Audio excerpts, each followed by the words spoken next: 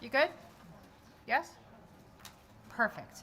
I'm going to just follow along. I appreciate that. Play along. All right, with that, I'll pretend that I'm paying attention. I call tonight's meeting to order. We've made it to June. And with that, roll call Ms. Widener. Dr. Campley, Here. Mr. Fountain, Here. Mr. Keenan, Here. Mr. Liggett, Here. Mr. McKinney, Here. Dr. Sadler, Here. Mr. Saylor, Here. Dr. Weston, Here. Ms. White. Here. 1.03, 1.04, Pledge of Allegiance, followed by a moment of silent reflection. I pledge allegiance to the flag of the United States of America and to the republic for which it stands, one nation under God, indivisible, with liberty and justice for all.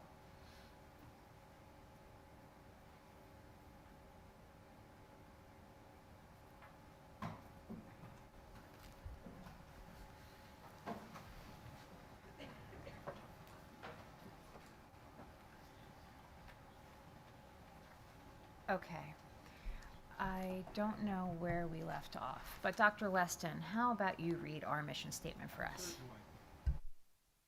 The mission of the Perkiomen Valley School District is to cultivate an inclusive community of learners, empowered to grow intellectually, socially, and emotionally.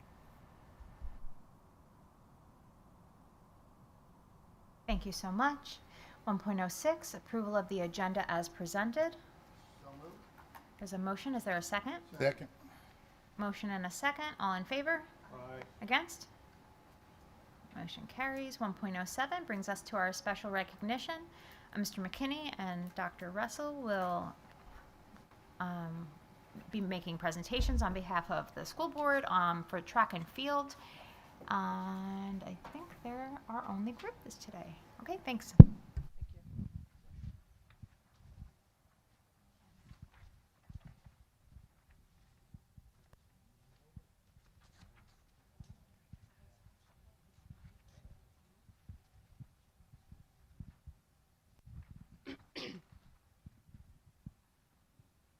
Well, good evening, everyone, and thank you for coming out this evening to honor yet more athletes for Perkiomen Valley. It has been a banner year for our athletes here at the high school. Tonight, we proudly recognize several track and field student athletes for individual and team performances. So we will call individual students up for their achievements, and Mr. McKinney has the privilege of presenting a homemade cookie from our food service department, and we have certificates. And after we get through everybody, we'd like to take a picture out in the lobby. So we begin by proudly recognizing juniors Nate Boyer, Cooper Hay, Kyle Tracy, and sophomore Zach Krantz for their incredible performance in the 4x800 relay.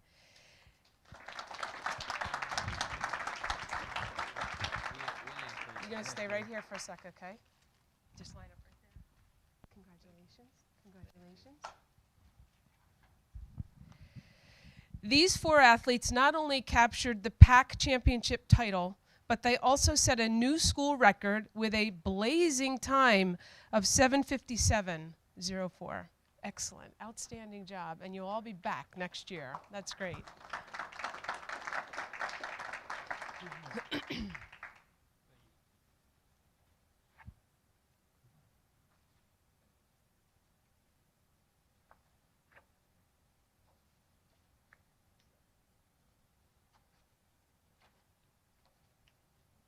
Well done. Thank you.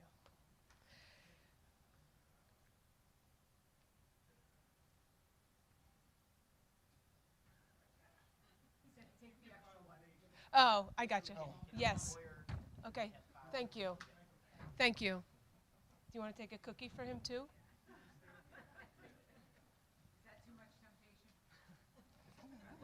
That could be hard. Okay. Thank you. All right. You guys can have a seat. Yes. Thank you.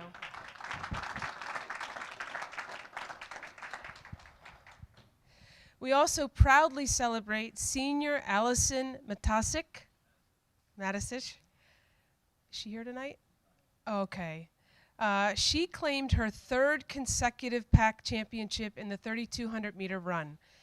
Allison continued her dominant season by earning a medal at the PIAA District 1 Championship meet and then breaking the school record at the PIAA State Championship with a phenomenal time of 10:44.74. In addition, Allison will join the track and field team next year at the University of South Carolina. Congratulations, that's fantastic.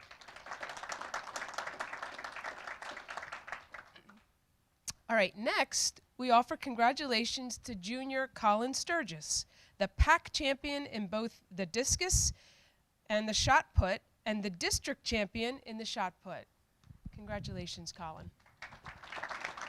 Excellent. Colin earned a medal at the PIAA State Championship and recorded the top shot put throw in the state this season with his PAC winning mark of 59.9. Excellent, outstanding. Congratulations. Lastly, we recognize junior Ava Flicker for her exceptional achievements in the javelin.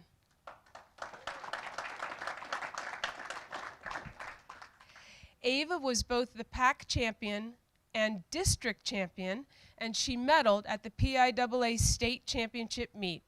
Her throw of 158.9 set a new District 1 AAA meet record, and her personal best of 164.5 established a new school record, the best throw in Pennsylvania, and the third best throw in the nation this season. That is outstanding.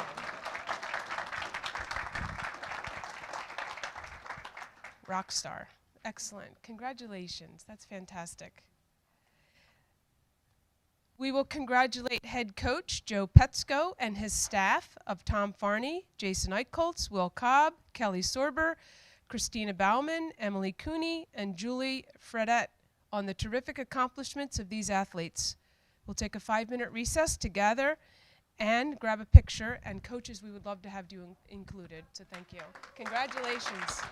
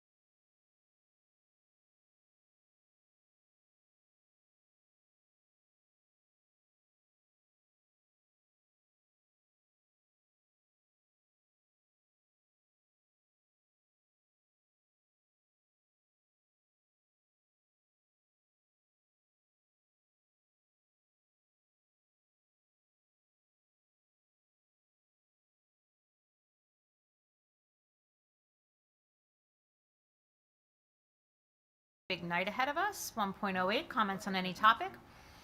Board affords the community the opportunity to comment on any topic for a duration of 3 minutes, and I open the floor. Seeing none, we'll move on to section 2, reports and presentations. This evening we have a special presentation on the annual Safe Schools Report. Chief Dean Miller will go ahead and get started with that.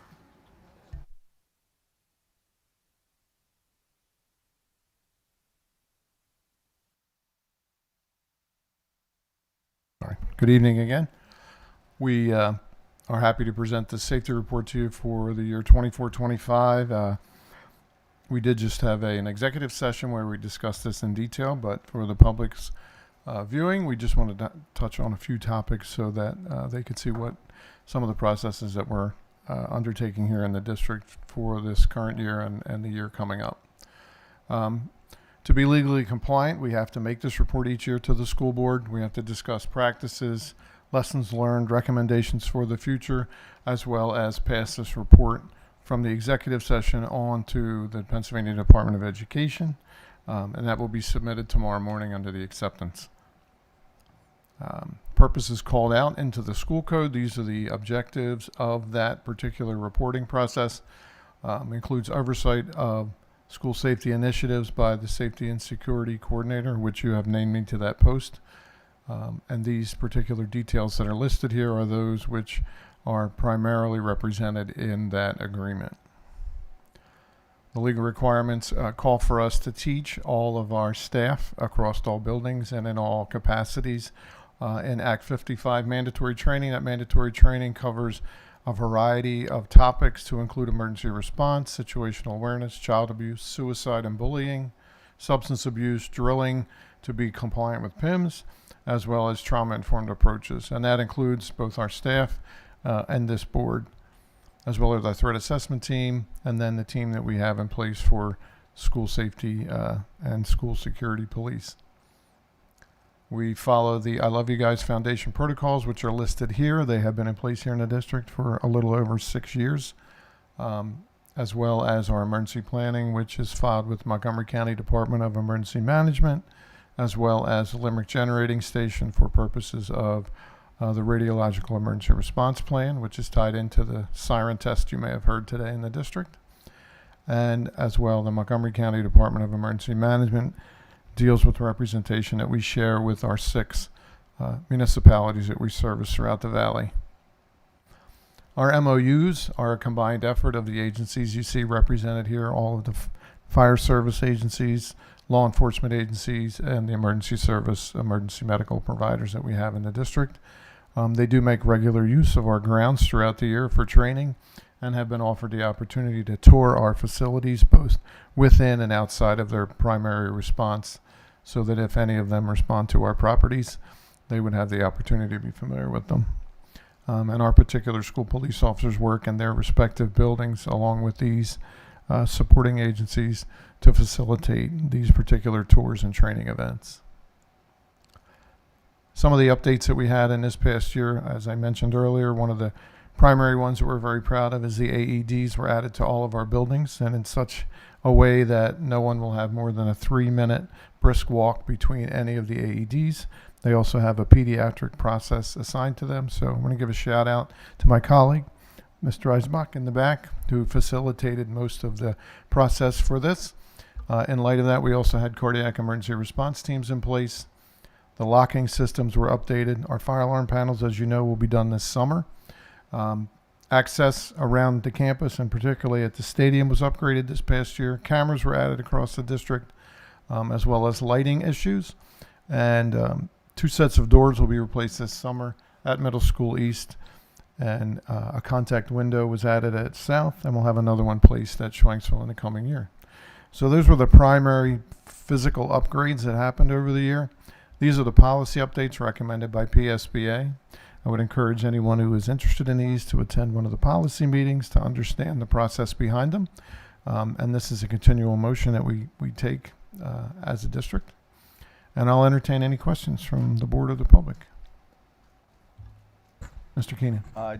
The bollards are being planned to go in. The bollards, yeah.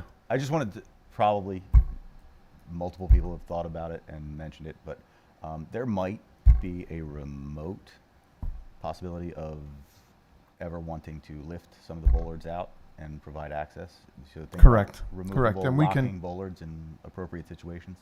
Yeah, so there are styles that we can do that are removable and others which are fixed. So, and we actually have some in place around the district right now. But we're looking at all those options as we move forward, along with the recommendations of the assessments that I mentioned to you in the session we had earlier. Anyone else? Okay, thank you very much.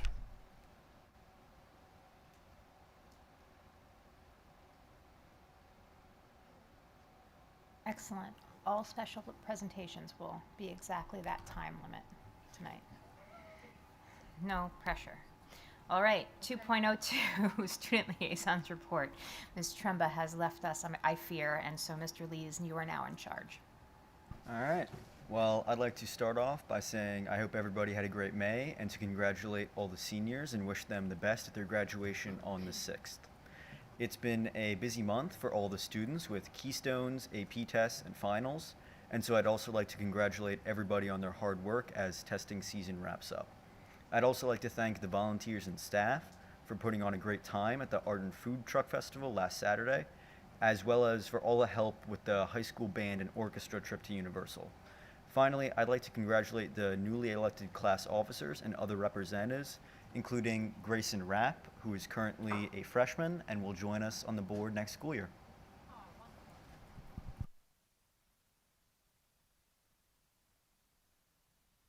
Thank you, Mr. Lees.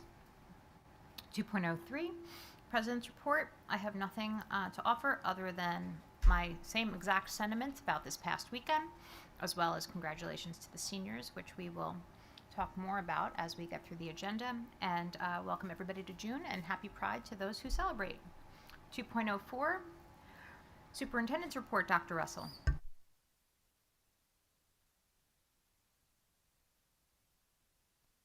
Thank you, Ms. White. And this evening, I would like to share with the board information about the recent culture climate survey that was administered this spring to 3 different stakeholder groups: students, staff, and parents. I'd like to give you a flavor of some of the responses and what we've learned from each of these groups. I'll talk a little bit about the end of the year and graduation. So as we look at, or just some of the background, general information, as I mentioned, it was administered in spring. We administered the survey in our student stakeholder group to students in grades 4 through 12. And staff in all 8 buildings, so that included district office, all staff were invited to participate in this survey, and then parents. The survey sections include those categories that are listed there, and was accessible for about 3 weeks when it was all said and done. As I go through some slides and share with you some of the graphics that illustrate responses, you will see percentages. And the percentages represent consistently the sum of the strongly agree and agree percentages from the pie charts that you'll see in a minute. And they're rounded to the nearest whole number. What I'd like to do is share the information with you tonight and then follow up next week with some comparative information. There's a lot of survey data in here, so I didn't want to present it all this evening, but I'll give you a sense of what this year's survey looks like, share with you some comparative data from surveys of the past, and then some ideas around what goals or action steps do we need to consider, and particularly incorporate into that equity plan that will also be discussed as part of the education updates. So if we look at students, we start out with the school they attend, the grade they're in, and we're looking at both secondary and elementary. That's the pattern. Left-hand column is secondary, right-hand column is elementary, so fairly divided among our buildings. And one of the questions that we asked everybody is, do you feel safe in your school? So you can see the response rates there. Agree and strongly agree. So blue and red were the categories in the pie chart that we added up and represented with that total percentage. So most of our students feel safe in their school setting. The adults care about me. That's something that was also captured and shared this evening. The adults in my school work together to create a positive and respectful school environment. At the secondary level, 85% of our students have that impression. Students at the school get along well. That drops in both secondary and elementary. So with the elementary students, some of the questions were slightly different, targeted based upon their age and their development. If I have a problem, if I'm in 4th or 5th grade, the adults in my school will help me solve it. So about 79% said, yeah, I agree with that, or I strongly agree with that. Moving on, I've seen students be mean to one another. You know, as a board, we've been focused on this, whether it's bullying or whether it's disrespectful interactions. We want to put a stop to that, and we continue to work on that with some of the frameworks that we've implemented, whether it's PBIS, the Youth Aid Panel, and restorative practices at the secondary level, but we continue to work on modifying students' behaviors that generate negative ways towards others. So students at both the secondary and the elementary have seen others be mean. The adults in my school work to create a positive and respectful school environment. At the secondary level, 85% believe that's the case at the elementary. In 4th and 5th grades, 80%.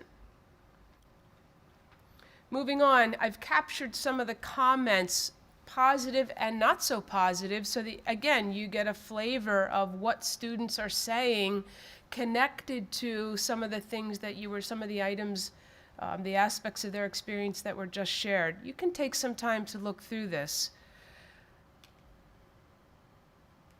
If we move on and we look at belonging and whether or not our students really do feel included and as if they belong, again, secondary and elementary are very similar in their views. Whether it's belonging or included, elementary drops off a little bit there. We took some, again, captured some comments. Secondary level students, really gave us some insights to consider. And as a team of principals at each level, each building, we're going to look at these in greater detail and think about what we need to do more specifically as we drill down further. I'm sharing with you the aggregate data. However, the data have been filtered by building and provided to our building principals. So they're working through and understanding some of what's been presented to them. So we get to bullying. I have been bullied at my school. Strongly agree. Students in grades 6 through 12, about 20% indicate they have been bullied. I have seen students at my school be bullied. Again, we're at the secondary level, about 49%. Over in the elementary column, grades 4 and 5, about 36%. It's higher, according to our elementary respondents, as is what they've observed in their school setting. So again, we need to work on this. It continues to be a target area. I personally have been bullied. I'm sorry, I just repeated the same slide. My apologies. Connected to belonging, feeling included, some comments from our students. You can read through those. And lastly, we asked students about inclusion, about diversity, and about students being treated fairly. We asked students if they're encouraged to understand and be respectful of the differences that exist among them. 65% at the high school agree that yes, I'm encouraged to understand and be respectful of differences. 62% at the elementary level. Books and learning materials resources are filled with diversity and they reflect my identity, so I see students or others that look like me. That's important to us. We're worried about that. We're concerned with that, and we've been focused on it. At the elementary level, the books and learning materials at my school include people who look like me. So we want our students to see themselves in the materials that they're referencing. Comments about bullying and about the experiences of our students, again, through that lens. Those negative interactions, the bullying, the racist comments, you'll see some of those here. These are from our students, secondary and elementary. I have a question. Yes. Can the board get access to all the open-end data? I anticipated that you would ask that question. Me specifically or Well, someone? I thought maybe you would, but I wondered if the board would be interested. The only reason I hesitate, and I'll probably just confer with Mr. Subers, I believe you have access. You can have access to it. However, there are specific teachers called out. There are specific principals called out. And I worry about that information in the open-ended comment. So maybe we can talk a little bit more about that. But you can absolutely have access to the survey. I wonder if you could redact, it could be a I redacted could version. redact that if I don't know, Mr. Subers, if you want to weigh in on that. I just wanted to be careful and respectful of that. Yeah, again, it would be up to the majority of the board whether or not the raw data is available to the entire board and under what circumstances. So if the board wanted to make that available in a redacted format in lines with Dr. Russell's concerns, I think just an informal assent to that would be acceptable. Very helpful. Okay, so Because it's, I want to,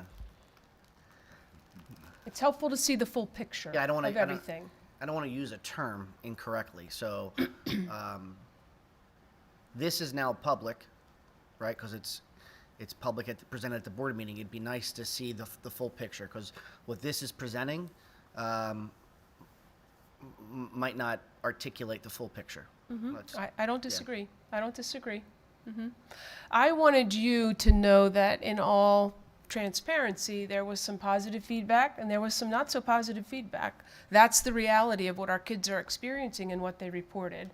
But there is a big picture, a full picture. So I'll work on redacting the data and then I'll share it with the board if that's the will of the board. Well, why would it be redacted?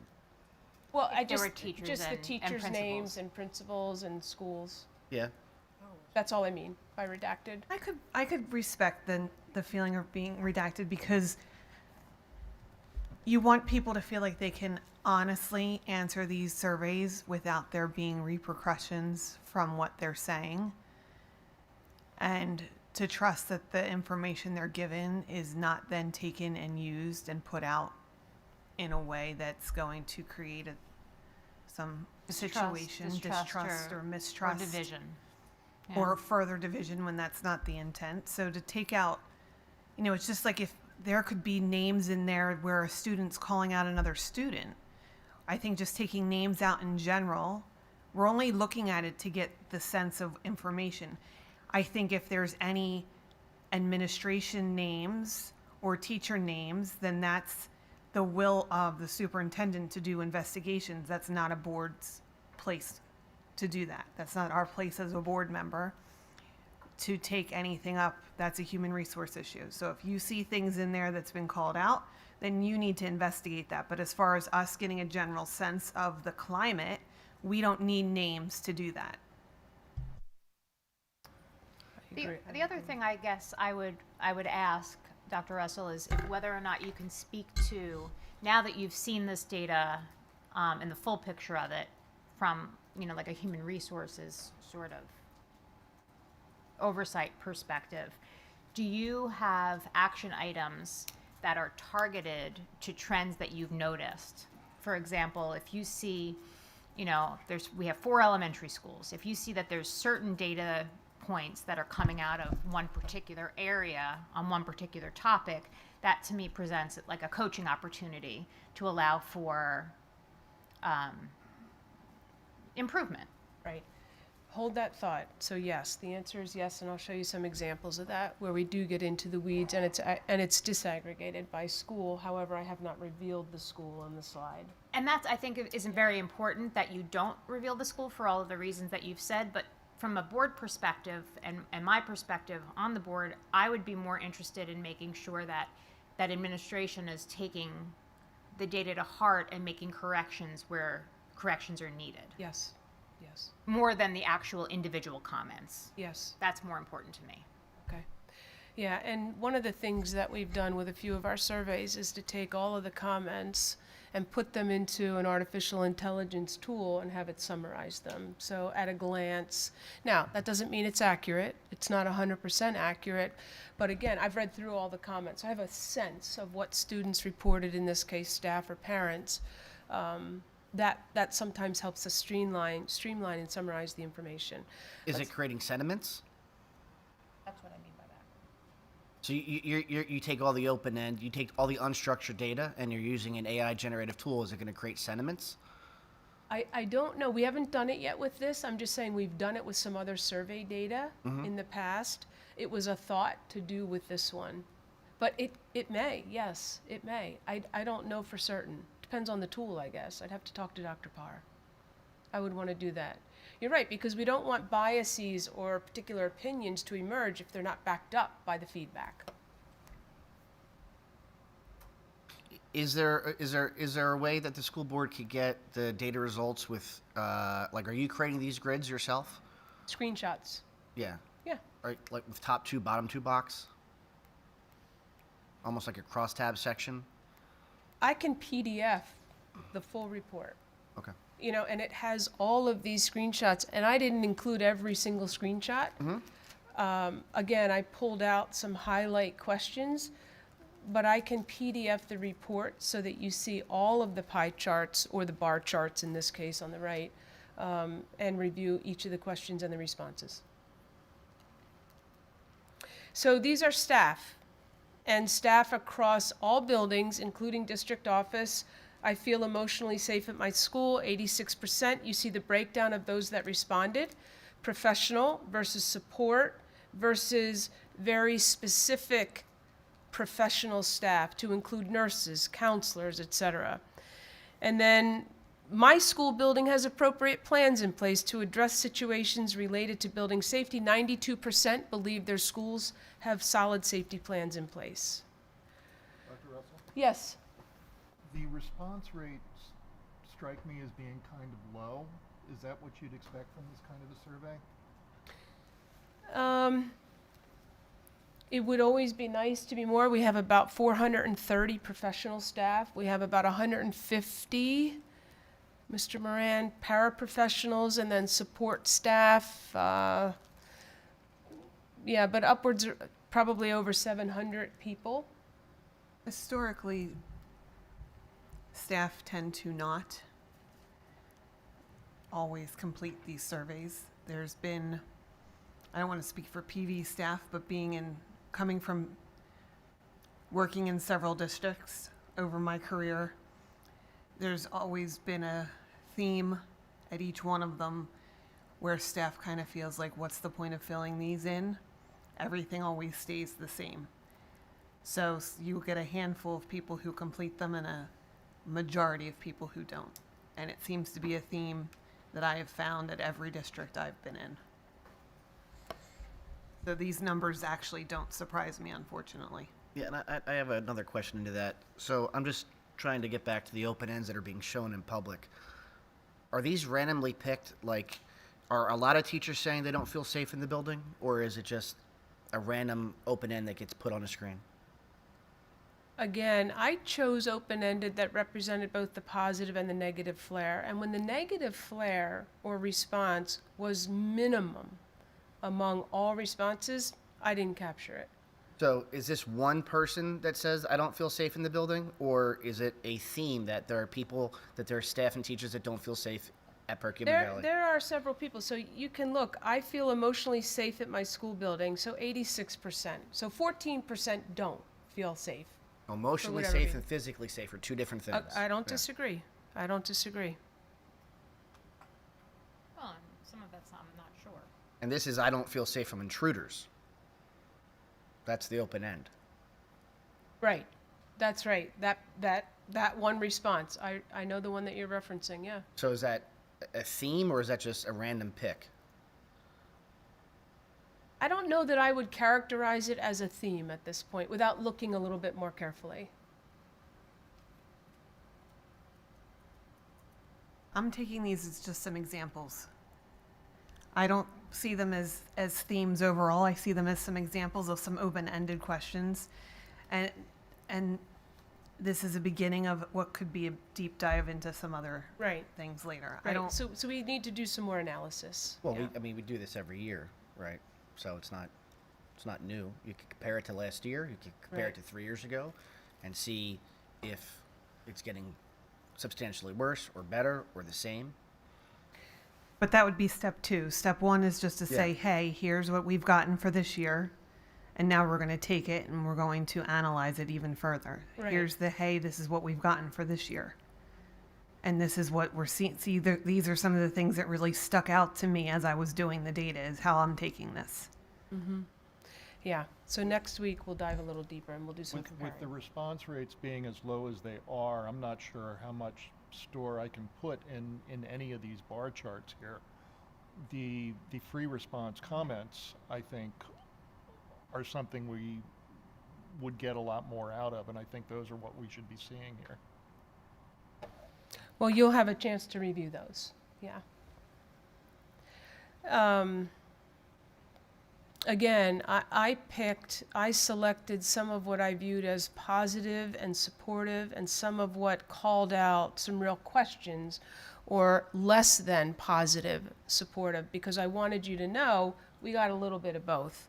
But we'll do some deeper analysis, as I mentioned, and we'll compare to previous years. So here you'll see that my school building places a priority on addressing student and staff wellness.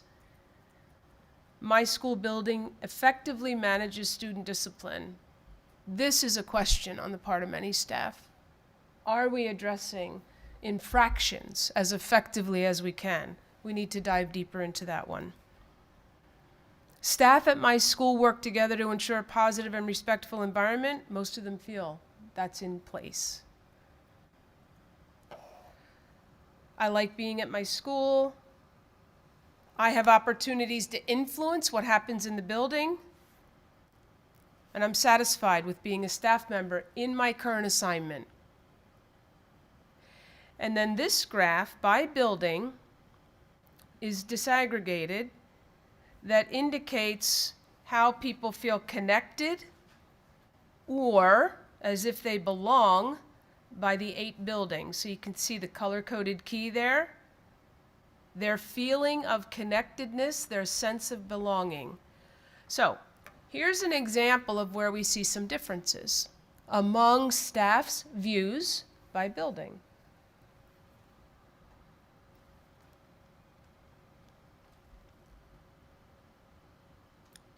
Here's another one that was disaggregated.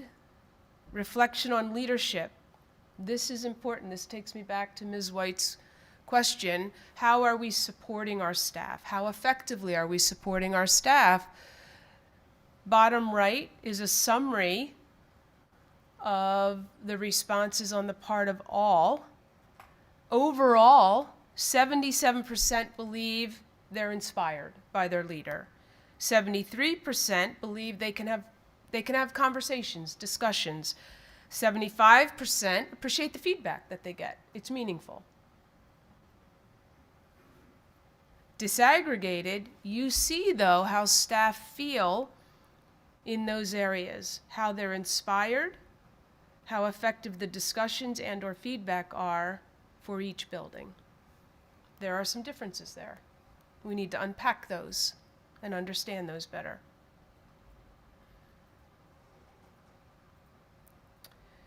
From staff's perspective, I think that bullying among students is a frequent problem. Cyberbullying is something that, I don't have a percentage here, cyberbullying takes place, and I think it's a frequent problem. So we have 43 plus 22, 65% believe that's an issue. Shifting over to the last section in the survey, students from different cultural backgrounds, races, or ethnicities interact positively. We can see that 57 plus 23%, about 80% of students believe that's the case. From parents' perspective, this is how the data broke down and who responded. And when we aggregated for all buildings, 92% said their child feels safe at their school. That's their impression of how their child feels. My child feels a sense of belonging, 89%. Strongly agreed or agreed. My child enjoys going to school, 80%. Oops. I'll put the paint marks on that again. But again, we disaggregated just to give you a sense. There are some differences. My child likes their teachers. My child's school effectively manages discipline from a parent's perspective now, not the staff. My child participates in activities. You see the results there. Parents' perspective on bullying. 29% believe their child has been bullied. Cyberbullying is an issue. And the staff at my child's school encourages students to respect each other's differences. So about 80% or so of our parents, agree. So we asked parents about their children's needs, and whether or not the school provides effective resources to teach their children effectively. And we'll talk a little bit about that in the equity action plan, or the educational equity updates. If my child is special education identified, is the school providing the resources? If my child is identified as gifted, if my child has a 504, if my child is an English learner, is the school providing effective resources so that they can access their learning? 65% said yes. All students at my child's school have access to the materials and resources they need in order to be successful. 76%. Okay. Other questions before we move on from there? So what I'd like to do is give you some time to digest that, and then next week share some comparisons to surveys of the past, and then talk about where we're going to focus as a team. And I'll work to get you the full reports in this week's memo. Okay, so here we are. Let's transition. I just sort of mentioned that, what we're going to do. The only other thing I'm going to add in this section, end of your reporting, is the coolest teacher. Maybe you heard about this today. Does anybody listen to MMR? WMMR, Preston and Steve? Anyone? Anyone? Well, they have a regular contest where they pull a school out of a hat. And today, Perkiomen Valley High School was pulled out of the hat. At last month's North Montco meeting, where I serve as the superintendent of record, North Montco had been pulled. And individuals voted for the coolest teacher. I'm not the ringer.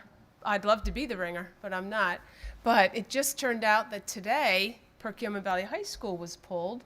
So there's an opportunity to vote for the coolest teacher, and tomorrow that person is announced. It's just a fun little thing I thought I'd share and throw in the report because it's kind of cool. And Preston or Steve lives in Harleysville. They're local, so at any rate, we'll see who wins the coolest teacher. So stay tuned. I'll share that next week in the superintendent's report part 2, unless you already know it, unless you already hear it. Okay, let's move on. Graduation. This is a very exciting time of year. It's arrived very quickly. So for our underclassmen, their last day will be June 12th. And for our staff, it's the 16th. Graduation is this Friday night. And it's a very exciting event. This is the first year to be led by Dr. Fuller. So it's also probably got a little bit of nerves with it. But we're really excited. Dr. Campley, I congratulate you and Raylan upon your graduation, and then soon after we have Mr. Saylor, and then soon after that Mr. Liggett, and then Mr. Keenan. So students will keep coming, but it's really a wonderful night, hoping for nice weather. I'm sorry I missed that. I wasn't sure. Well, middle school, we're moving right along. That's how things go. Before you know it. Before you know it is right. So we're very excited for our kids, for our staff, that the year is quickly winding down. Plenty to do, but lots of fun activities for our students. board members, if you're planning to attend graduation and you haven't let me know that yet, please do. And then Dr. Fuller, will have a light dinner prepared for us. So we'll look forward to processing together.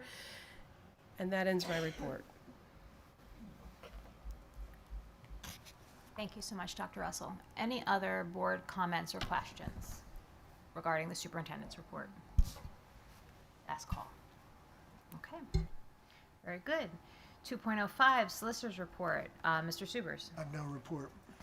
Thank you so much. Board and district committee reports. There have been dates added. Moving right along. For committee reports, committee meetings rather, going into next school year.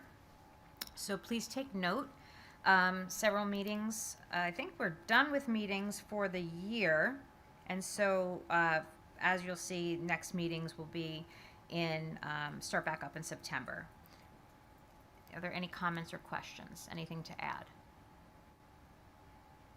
Okay. So then we are moving on to section 3, which is the consent agenda. Please take a look at the consent agenda as presented this evening. We will continue to build. Section 4, education, Mr. McKinney. Good evening. Educational updates. Thank you, Mr. McKinney. We have a team here this evening to present. We have an agenda that includes 4 items. We'll give you the annual educational equity update. So, what are we doing to assist students that face barriers or need additional resources to access their learning? Some of the things that we report out in this particular reporting in June, past couple of years. We have a special education update, something we also like to touch base with you about in spring or before the end of the school year. So Mrs. Aducci will present just a bit of information there. We have career programming resources that had been previously presented to our Education Committee of the Whole. Ms. Dreisbach is here to present those. And then we have a recommendation actually from the conversation at the Education Committee of the Whole meeting, as well as some piloting on the part of our counselors. And then we have enrollment and staffing updates. Mr. Moran will be a voice to that. So to begin, Dr. Clune and I will sort of tag team, and I'll take the lead on this, but why do we have a policy entitled educational equity? And it really is to make sure that we, as school district personnel, recognize that not all students come to school ready to learn or with the tools and resources that they need to access their learning. So it's our job to recognize the barriers that might get in their way and the resources they might need to make sure that happens. And we set them up to the greatest degree for success.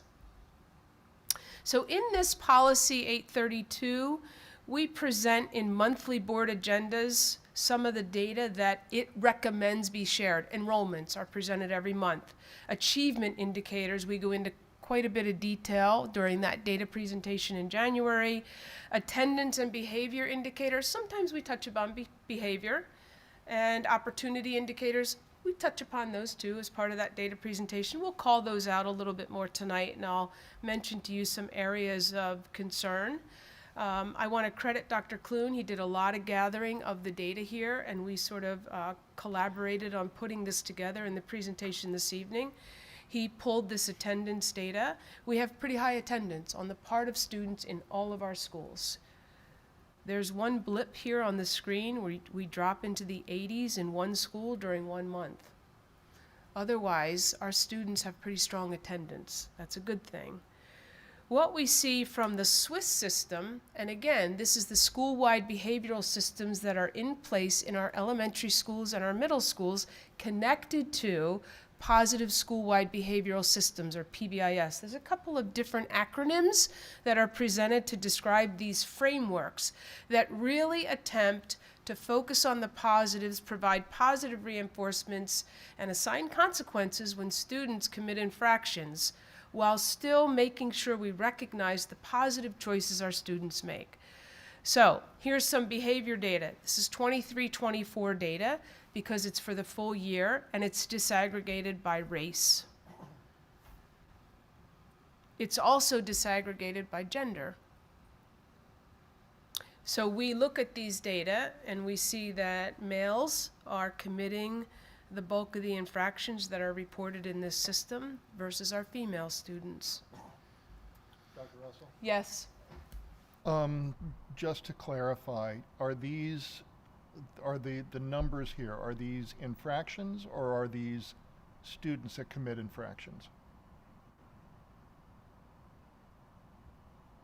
Good question. So for example, you've got 911 white infractions when you disaggregate by race. Is that 911 white students I or think is that it's- 911 incidents? It's infractions.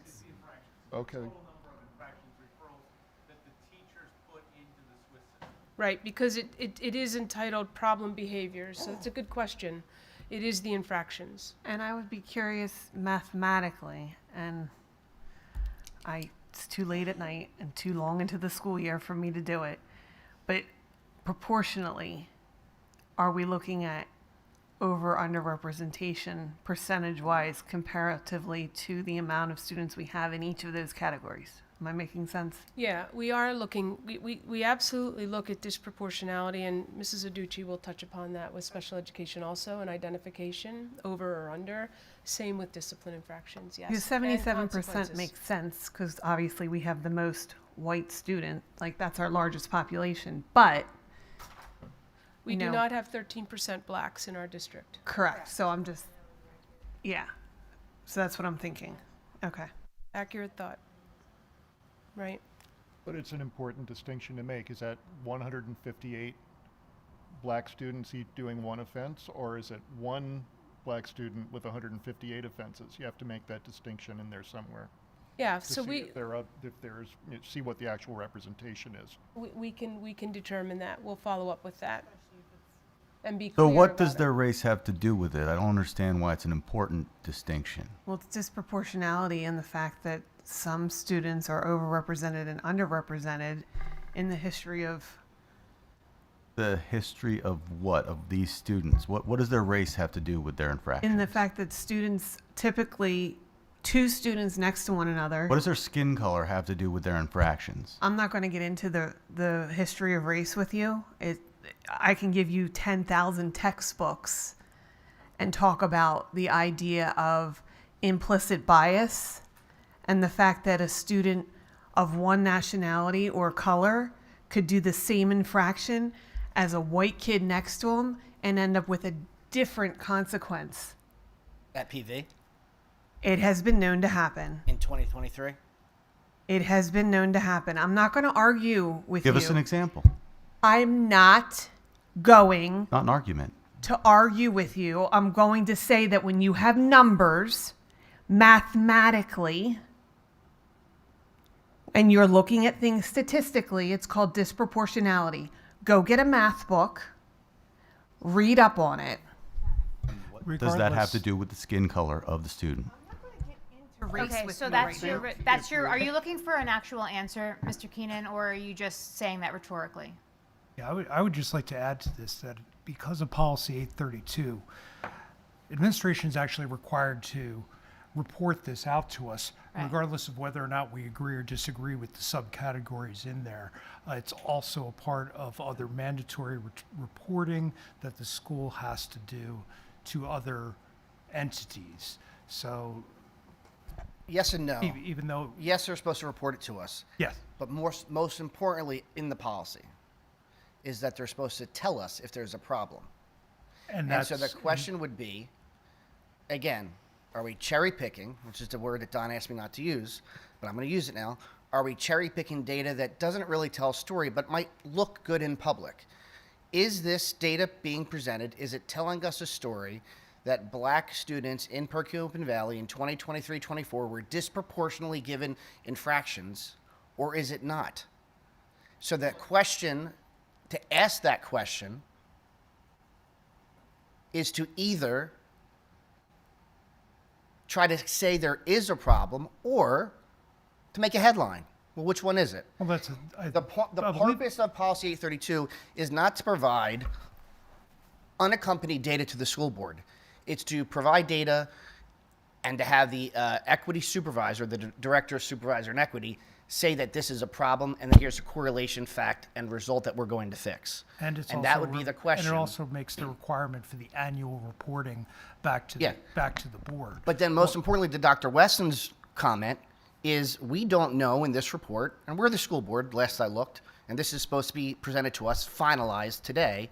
We don't know if this is potentially 3 students who did a lot of negative things in the school district or 150 students.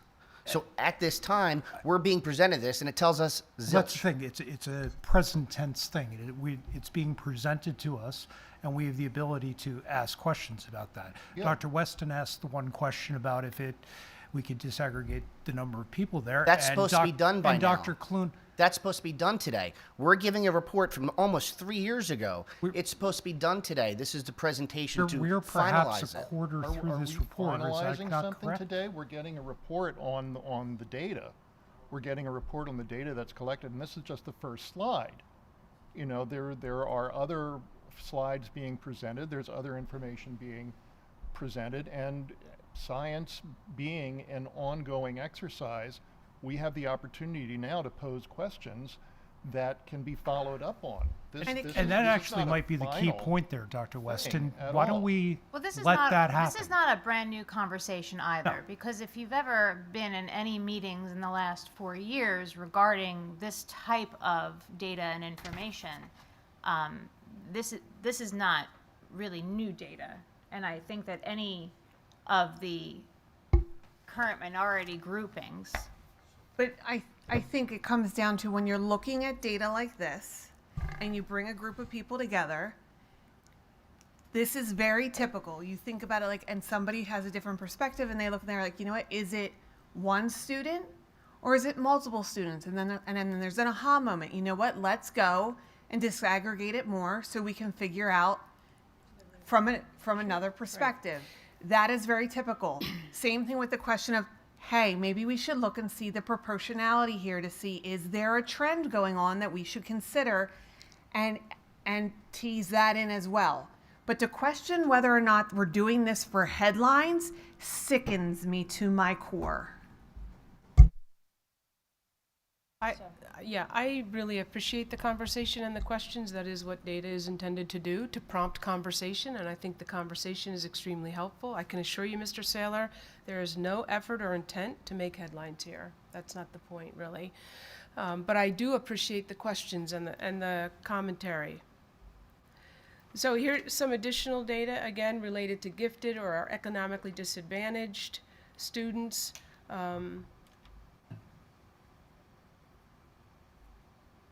What does SWIS stand for? School-wide interventions and supports. So it's a framework that our elementaries and middle schools have in place. Okay. Yeah. And it's a program where you can actually pull the data and they can do some of the charts, correct? Yes. Yeah. Yeah. Mhm. So So it's- this was pulled right from that system where they input the infractions so that they count them and then again correlate them to the students that committed these infractions so that we have these data and that we can observe them. And as Mr. Liggett said, this is an expectation in other reporting requirements that we do for the state.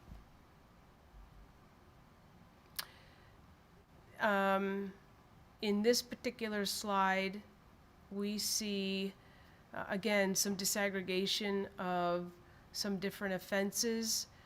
This is secondary data. This was pulled from the Safe Schools report. This comes right from the website through PDE and their Safe Schools department, which they've changed now the name to, but some of the reporting that goes to them where they disaggregate the data and they look at gender, race, ethnicity, and then whether or not students have an IEP and are being cited with infractions. Have we found whether, I mean, you said, I guess on the cart before the horse, Ms. Adushi's going to say whether or not she's found a disproportionality with our special education population? She is going to talk a little bit about identification, yes. Okay, I was just curious about that as a group as well, because they tend to be, okay. Yep. And we've also looked at students in some of our higher level courses as we think about exposing and making sure we set students up for the courses that they would want to take or that will set them up for a career or something beyond high school. So we've been looking at the breakdown of students in this case, for example, English 10 versus Honors English 10, Biology versus Honors Biology. And what do we need to think about when it comes to the disaggregated data? We're also looking at students who take AP courses. Again, we used to have a goal as a district. We wanted every student, regardless of where they were headed after high school, to take one AP course before they graduated and earn a 3 on the test. Because it was believed, the theory of action was, it would be a rigorous academic experience and help prepare kids for whatever they may pursue after high school.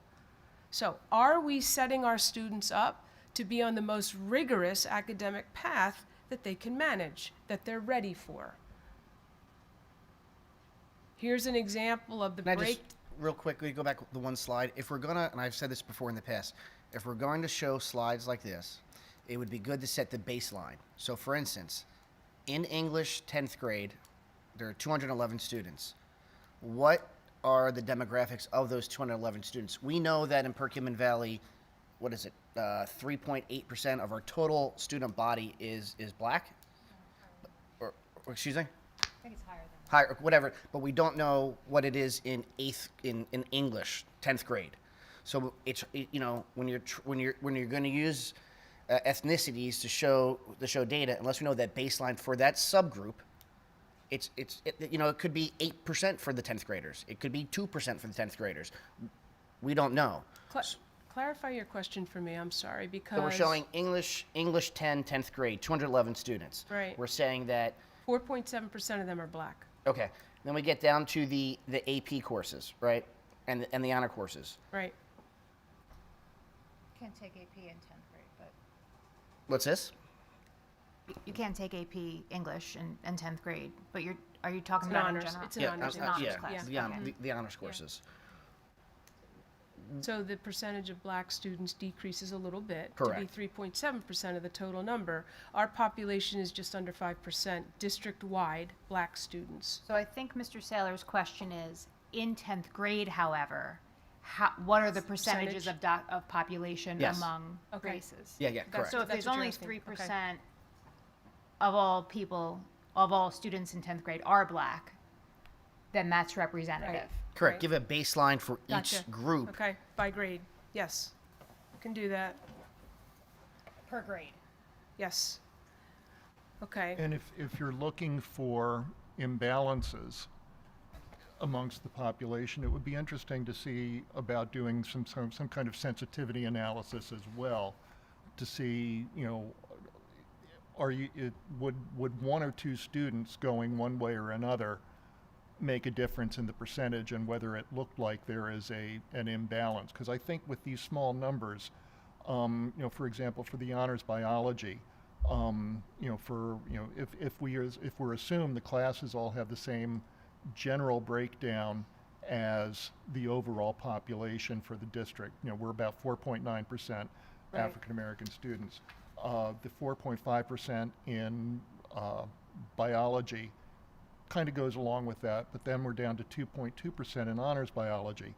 But again, we've only got 179 students taking honors biology, and you know, one or two students either way could make a big difference in the percentage. So if we're as this, I only see this as a very top line report. If you're going to really drill down and see what things, see if there are issues, you need to do that kind of sensitivity analysis and say, you know, this may look like a difference in the top level, but, you know, it's only a matter of one or two students in this particular year.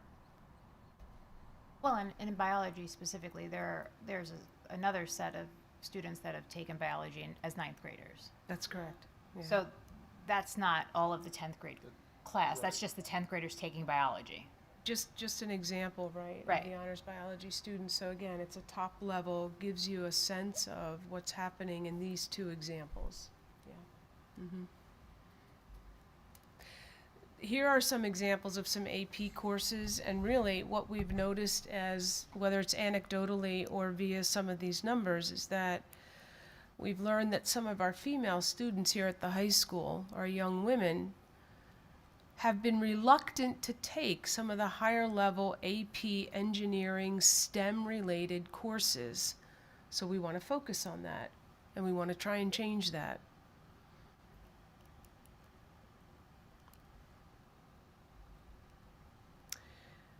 This indicates to you how our English learner population has changed over the years. You've been made aware that it's increased. This is very recent data. We've increased the staffing that we allocate to these students, again, to support their access to their learning because of that language barrier. Dr. Russell, can you talk about when these enrollment numbers, because some of these numbers are fluid. They are fluid, that's correct. So I'm curious as to, are these, I know October a lot of times is the. These are December. They match up with the special ed, they're December 1. Okay, so Dr. Clune just confirmed that these are December numbers. And so, in other words, we may start with, 23 at Evergreen, for example, in 2025. But by June, that number could be higher or lower by a few students. They fluctuate. Okay. This particular these Yes. ELLs are probably our most transient group, or in terms of enrollment numbers, or one of them. I would just infer. I don't know. I don't have the data to support an answer there. It definitely has increased over the years. Whether or not it fluctuates the most, more than any other subgroup, I'm not 100%. Okay. But we looked at their proficiency. So they are historically a group that has been challenged to achieve and demonstrate proficiency. This is a graph that you saw as part of the data presentation because it's a group that we've been focused upon. That language barrier prevents some of them from accessing their learning in the ways that they need to be successful.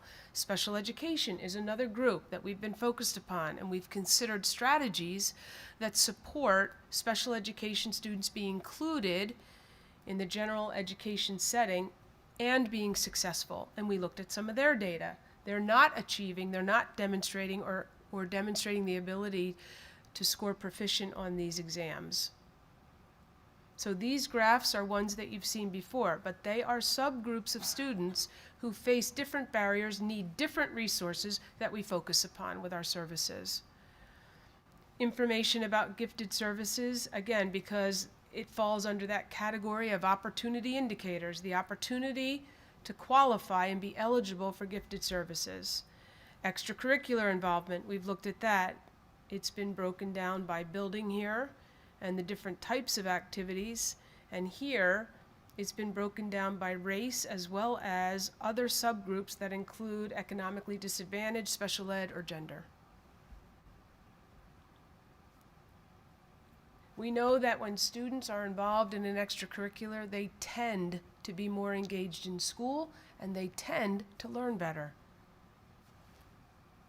They tend to be more successful. Overall, you saw these charts before. Linkit, our data warehouse, sets up a comparison to schools like us based on that percentage of economically disadvantaged.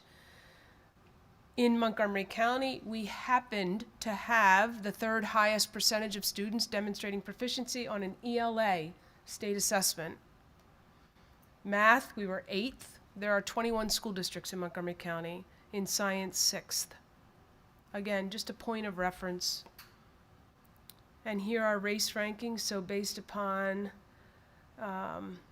the race of students and how that subgroup achieved on the ELA test in Montgomery County relative to other schools, on the math assessment relative to other students of the same race across Montgomery County, and across in science.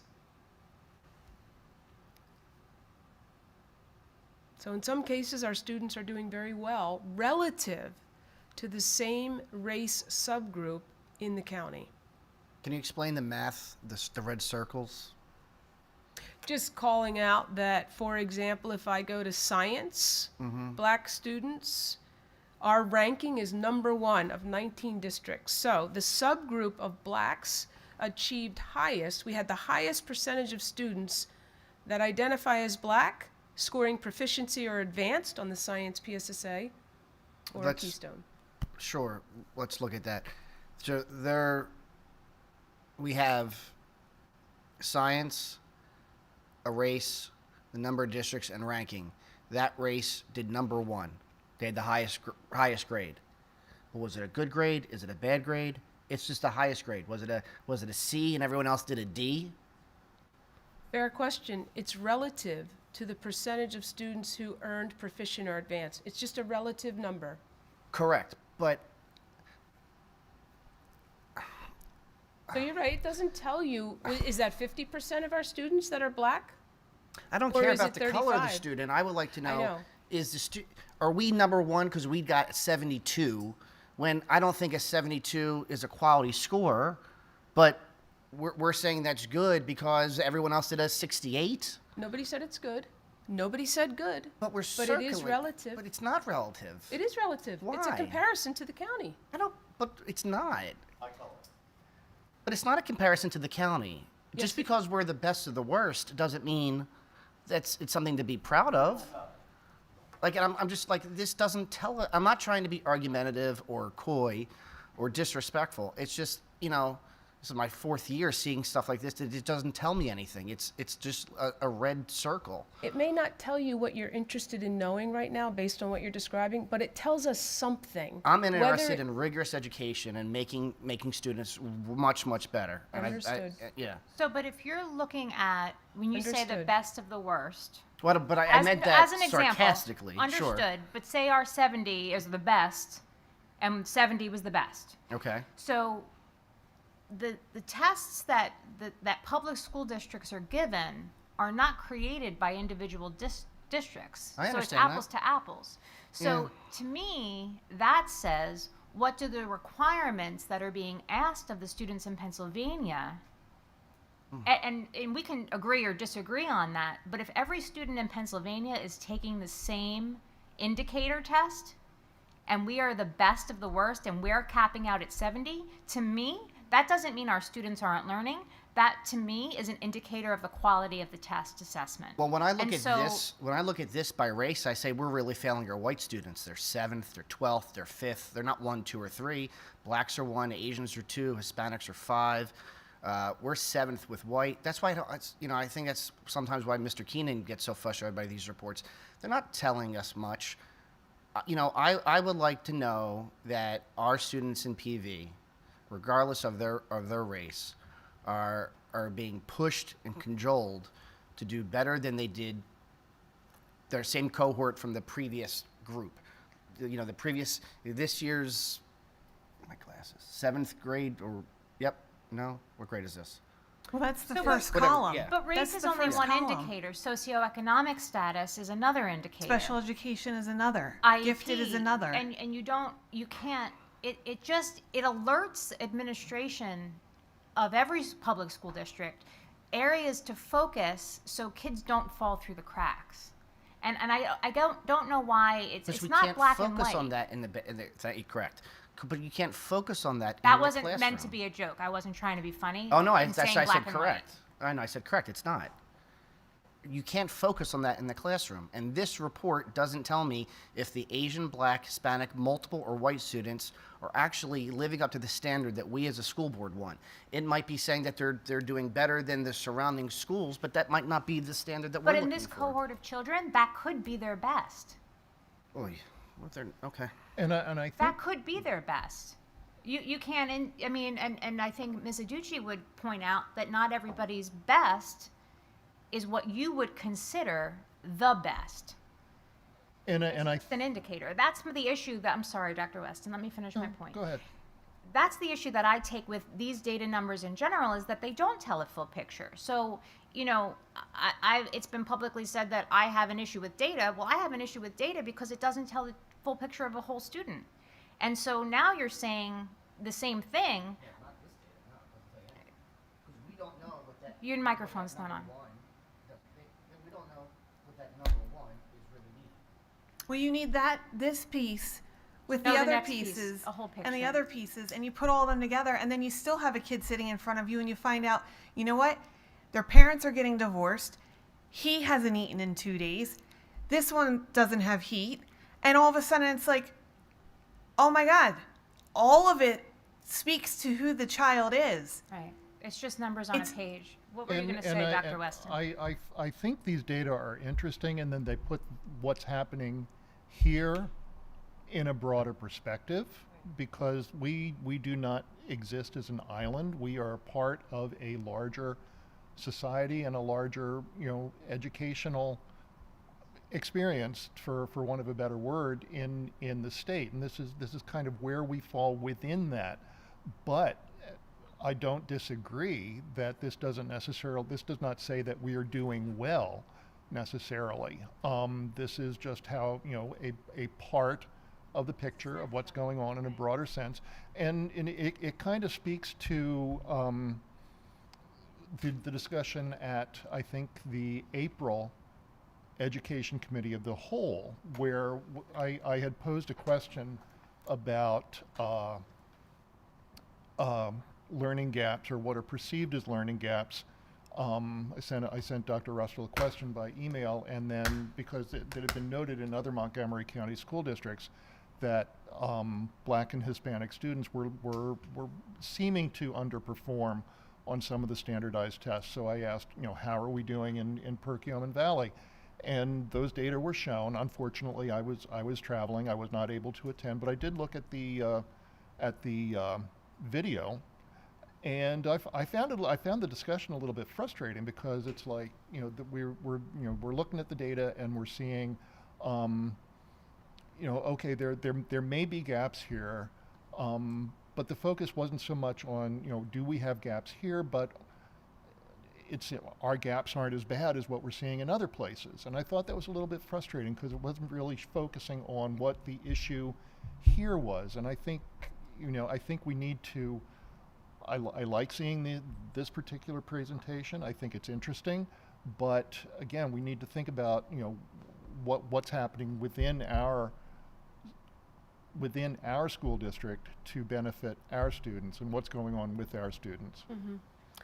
Yeah, I don't disagree. I really appreciate the conversations and the points that are made, and I do think administration also agrees. We want all of our students to be able to demonstrate proficient or advanced performance, regardless of the subgroup they may fall into. This is just a picture that's painted really by Linkit, our data warehouse. It's informative, but it does not get down to that level of the percentage of students that actually scored proficient or advanced. But we can share those data. It's just one piece. So we have an equity action plan. It's attached to policy 832. It needs to be updated with some of the things that we've learned from the survey, with some of the things that we took away from the data presentation, with some of the things that were called out this evening and discussed, and we'll do that per policy 832. And these are just some ideas of possible goals or action steps that we're talking about based on some of the data as we know it from the February presentation, as well as some of what came out of the comprehensive planning process. So let's shift and talk specifically about special ed. And I'll have Mrs. Aducci present a few slides on that. Excuse me, could I jump in real quick before we move on to special education? Yes. So earlier in the data, it showed very, very low female attendance for, I believe it was computer science C. Enrollment. And yeah, enrollment. And I can speak personally on that because I personally know the one female student in that class, and it was a very real barrier to entry for that student, being the only female student in that class. And she even wanted to withdraw from that class because she felt isolated as the only female student.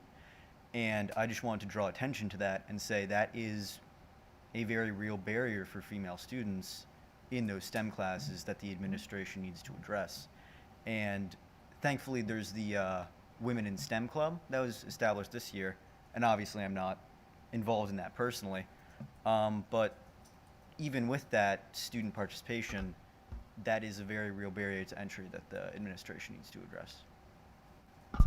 I think that's a really great point, and I know that last month we did acknowledge Ms. Anderson in her efforts towards breaking down some of the barriers, and I know that it has been supported by administration in a very wholehearted way.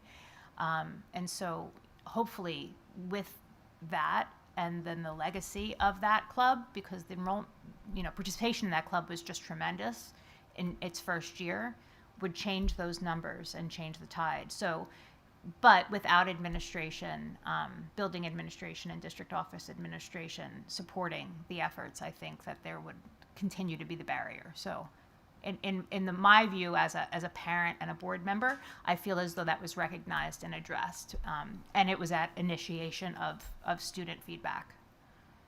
I'm curious, have they ever tried doing like shadow days where students can go and participate in the class to trial it prior to then signing up to enroll? I don't know if we do that. Just to maybe garner That's some something more that interest. I can mention to Dr. Fuller as an idea. And I think, I appreciate the point that you're making. This was recognized by the high school administration. This is a chart that was pulled from our student information system, and it is a challenge that has created, there's a real concerted effort to try and change this so that women do not hesitate to take the STEM-related courses in our high school, and they don't feel intimidated to do that, or for some reason as if they can't do that. It's just simply not true. It's Yeah, it's not true, and there's a big pushback societally too on this idea, which might be a misconception, that we discourage women from doing it at all. We encourage them, and they just might not want to do it. And I think that's a Possible, good point. yeah. It seems that there are certain areas of STEM, and I never like using the acronym STEM. It just seems to kind of reduce the whole thing to kind of a blurb. But women, I think, tend to be underrepresented in physics, engineering, and math. They tend to be more represented in the biological sciences, and we're seeing on here in chemistry, you've got more women than men. You've got more women in biology. You've got more women in anatomy and physiology. In the physics and engineering aspects, that's where it seems to switch over. So I think it's a matter of interest, but I think it's a matter that needs to be explored as well, because I know a lot of really quite brilliant women physicists, engineers, mathematicians. There's no reason why women should not perform and overperform in those areas, but it would be interesting to explore why explore the underrepresentation. Why aren't they interested in these areas? Mr. Lees, I wonder, and it's not to put you on the spot in any way, but your acknowledgement of it made me think that maybe there was an opportunity for there to be a creation of some sort of a culture of belonging to allow for the feeling that as though it's more of a safe place. So in other words, maybe if female students felt like they would be more welcome in a certain class, that they wouldn't be the only one, that there would be more camaraderie. So I know that you said, well, obviously I'm not a part of that, but I think that allowing for support, like open dialogue and support for the group, just like you just did, not just among you, but among, male counterparts, I think is a big piece of, women understanding that they're a wanted voice in the room type of thing. Yeah, I completely agree with that. Yeah.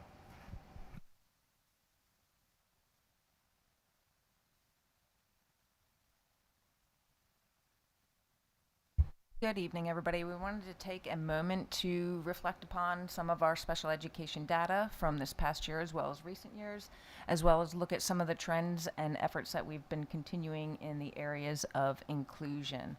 So the data you see here on this slide is from our 12/1/2024.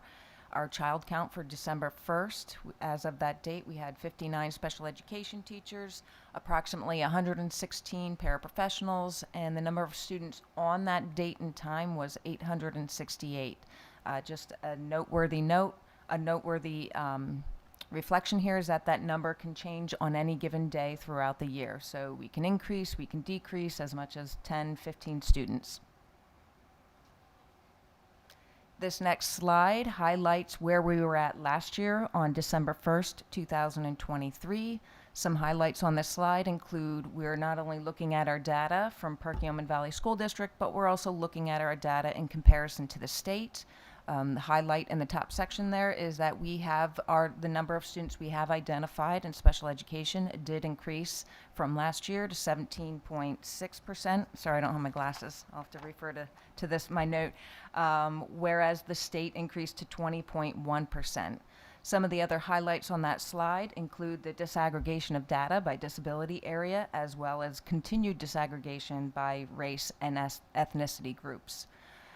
Going to your point, Dr. Campley, we do see some slight data increase from last year to this year, as well as the number of students who are identified who are Black or African American and or Hispanic when we compare that to their enrollment rates. So some of our conversations had started earlier in the year with Dr. Champagne Lee to dive deeper into this, and it's some of our summer work that we hope to accomplish over the summer to look at, is this something that's occurring in building specific? Is this occurring to a school psychologist, that it might be specific to that school psychologist? Is it associated with anything that might be occurring in a building, such as MTSS structures or anything like that? So we do have a plan to address some of those slight increases in that disaggregation of data. On the right-hand side, we're looking at the number of our students who are educated in the general education environment 80% of the time or more. And as you can see, a highlight there is that in Perkiomen Valley, we are educating our students 80% or more of the time. In the gen ed environment, 82% of the time, in comparison to the state, which is at 61.7. This is more of a longitudinal look. It gives you an overall broad kind of stroke about our data over the past 10 years. And we can see that the trend across not only Perkiomen Valley, but across the state is we are seeing an increase in the number of students who are identified in special education. One thing to note there, though, that the difference between our rate of eligibility or finding a student eligible is roughly 2 to 2.5% below the rate of the state identification.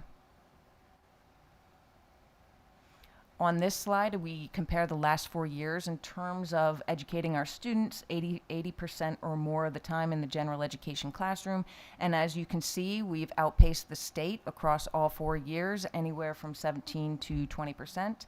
And we've increased our rate of inclusion in the general education environment from 78% to 82%. So we continue to make strides every year to hone our ability to include our students to the best of our ability. Some of the trends that we see across the board throughout the year, our rate of inclusion continues to increase, 4%. We noted that on the last slide, while the state remains stagnant or has decreased in some spaces. The overall percentage of students identified in special education within Perkiomen Valley has increased, and we want to take a deeper dive and ask ourselves, why is this occurring? So some of the potential explanations could be overall, our students have our eligibility, our rate of eligibility has remained pretty stagnant over the years. We've ranged anywhere from 110 to 170, maybe about 5 years ago, and here we're setting right around 168, give or take 10 students. So what we see is our enrollment, overall, our enrollment is declining, but our special education numbers have remained the same. Pennsylvania, across the board, has also increased a higher rate of students who are identified eligible in special education.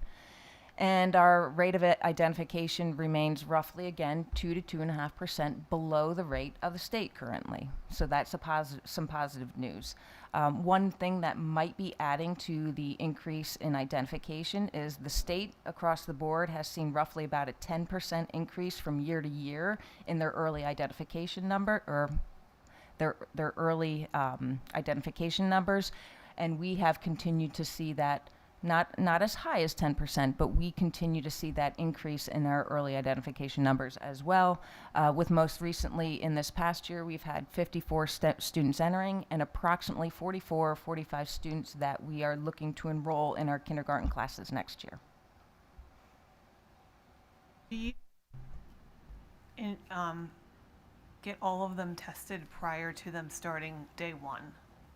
Yes, the majority of our students are either tested by us or have been recently tested through the IU. Most of them maintain their identification? Like, They- are you finding that, because I know historically sometimes they come in with developmental delay and then they don't maintain the identification. Are you finding that they're mostly maintaining them then? In terms of the developmental delay, we do find students that now meet the criteria for autism, but we do have a handful of students who continue to remain with that category of developmental delay. You're not finding kids exiting before they get into kindergarten. They're holding on. That they are holding on. Gotcha. They are holding on. Some highlights that we have here in regard to advancing our mission of inclusion. We have the continued expansion of our 9 through 12 transition program. This past year, we've brought in the MCIU. We've always had them in the background working with consultation, but this year we're bringing in the MCIU, specifically Chris Koberlein, and we're getting some intentional program consultation and guidance. We've met several times throughout the year to make sure as we grow and expand this program that we're doing it intentionally and deliberately with a focus on providing quality program for our students. We are also working on broadening that growth of that continuum of services, not just for our 9 through 12 plus students, but we've started to bring it a little bit more full circle to our 6 through 12 plus students as well. We've had a lot of opportunities for our low incidence students who are programming currently in the middle school. They've come up to visit our independent learning lab up here. We've taken a lot of opportunities to pair our students together and to program together. And our transition coordinator, Mrs. Erin Stampler, has expanded opportunities for our parents to program and to meet with our OVR representatives, as well as participate in some of our MCIU opportunities as well. In general, when we're looking at inclusion, we want to keep in mind that the ability to program and educate our students and program for some of our more specialized academic program classes, such as the autistic support class, the life skills class, or the emotional support class, the better we can get at programming for those students in some of those pull-out models or supportive or consultation models, the better off we're going to be when we look to include those students into the general education environment, so we can close the gaps on some of those skills that are preventing those students from accessing that environment. So we want to, again, continue to hone our ability to create program classes to meet the needs of those students, and we oftentimes will seek the advice from our experts, which include Patton. We brought Patton in. We applied for those emergent supports specifically across the board for our specialized programming in the elementary schools, as well as our AS program at Middle School East, and over the past 2 years we've been receiving guidance for our Evergreen Emotional Support Program. We continue to want to advance our mission in terms of co-teaching with that instructional model. So in the summer of 2025, this summer, we're looking to create and finalize a more formal co-teaching action plan, and next year we look to bring the MCIU back in to provide a consultative model for us as we continue to dive a little bit deeper into co-teaching. Here are some of the highlights in regard to that expansion of our transition program. Some of you may have received these emails. We have the charcuterie boxes that were a huge hit. They were such a big hit that we actually opened it up 2 or 3 more times throughout the year. We have our students who made the potpourri stovetop mixtures that we sold to individuals in the community, sold to individuals within the buildings and throughout the district. And then right next to that, we had our students make those chili mixes that you could take home and create your own chili. And we continue our partnership with PV Power Packs. We have returned to help our PV partners over in the Power Packs at Middle School East. And I think the Power Packs has continued to offer their praise regarding the work our students do for them that decreases the amount of work that they have and effort that they need to put forward. So it's a true partnership there. And finally, we have a couple points of recognition of excellence for that continued mission of inclusion. Ashley Roche was named the Advisor of the Year for Best Buddies for the PA chapter.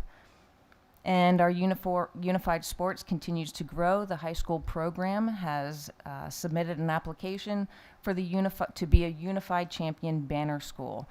Currently, I believe only about 11 districts across the state are considered to be champion schools. So we are hoping to find out in September 2025 whether or not we will be named one of those, the 12th banner school for Pennsylvania.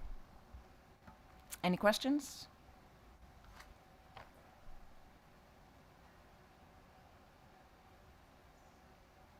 Thank you.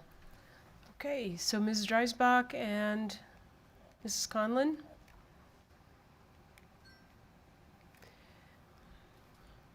All right. Do you I want? don't know if you want to advance yourself or I can advance. You can have the freedom.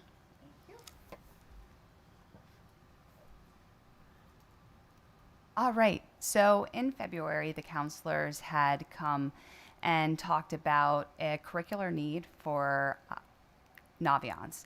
Naviance, there has been a gap that has emerged, and there had been concerns about how well Naviance is being used, as well as career readiness and support that's lacking. So one of the things that we had come to the table with was to look at reviewing 3 programs to see about the possibility of replacing Naviance.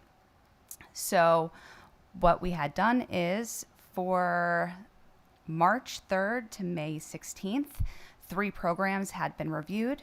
Through that, the program was piloted by 12 students at each building, which was both middle schools and the high school. And based on student feedback and also the use of our evaluation rubric, counselors have made their recommendations. And Mrs. Conlon? So the middle school has decided that they would like to pursue Smart Futures. Currently, our elementary schools are already using this platform, and it makes sense to have a nice smooth transition so that the data will be housed K-8, especially for state reporting.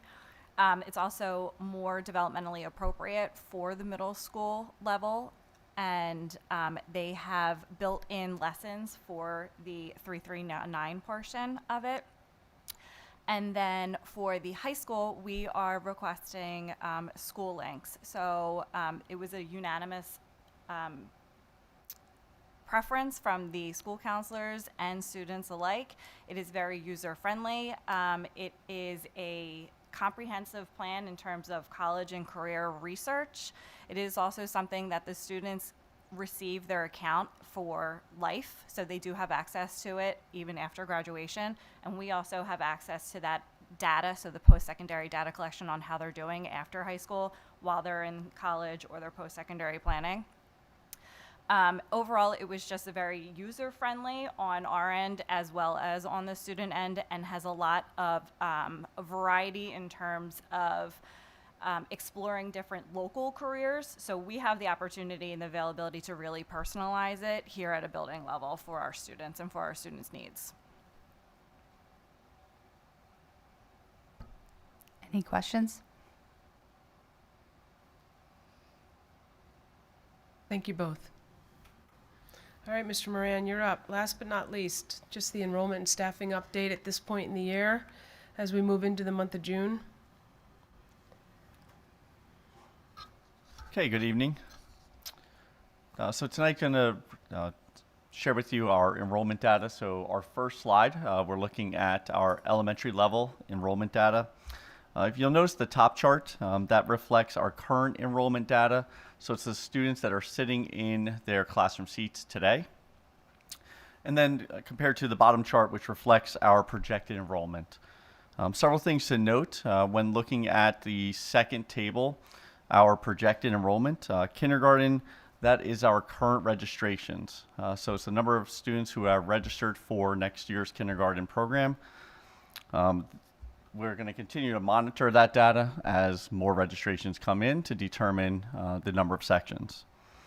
Our first grade data in the second table reflects our current kindergarten students multiplied times 6%, and that gives us our projected enrollment for first grade. So we will continue to monitor that. With full day kindergarten this year, we're going to want to watch that closely to see does that 6% hold as we get more enrollments coming in. And then second through fifth grade, you'll notice are just the enrollments of our current students moved up a grade level. Areas to also note, if we just went back to into elementary, there are two areas that we are continuing to watch.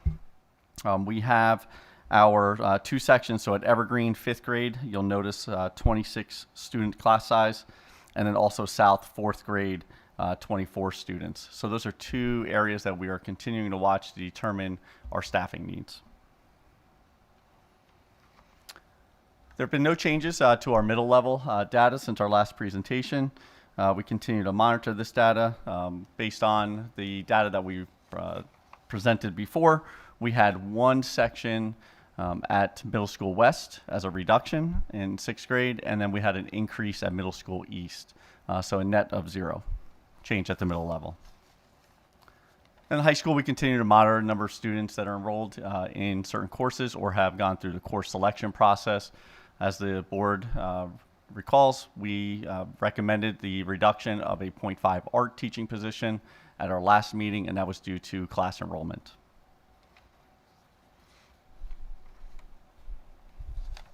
And this slide just shows our staffing updates as far as our projected staffing, the changes at each of the different levels. You notice that we had 2 classroom teachers at the elementary level due to a decline in enrollment.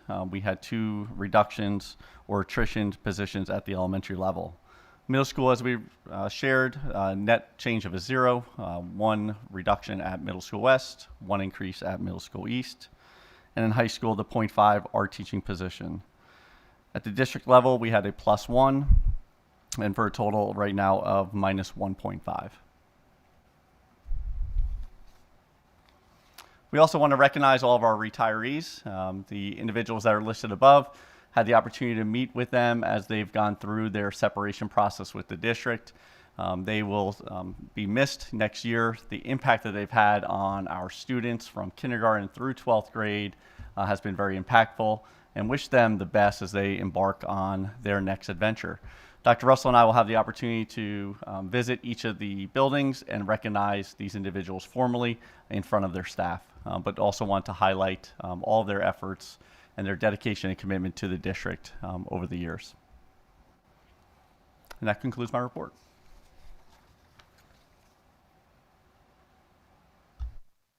Thank you, Dr. Russell and your team. Moving on to 4.002. Request approval to purchase the following curriculum resources as listed in the document. All resources are presented to the Education Committee of the Whole in April 2025. Are there any questions, comments, concerns? Not hearing any, we shall move that forward to consent. 4.03. Request to approve the curriculum guides as presented at the May and June board meetings. Any questions, comments, or concerns? Not hearing any, we shall move that to consent. 4.04, requested approval of an agreement with Montgomery County Intermediate Unit to provide online alternative educational services through the Montgomery Virtual Program as presented. Any questions, comments, or concerns? Not hearing any, we shall move that on to consent. 4.05,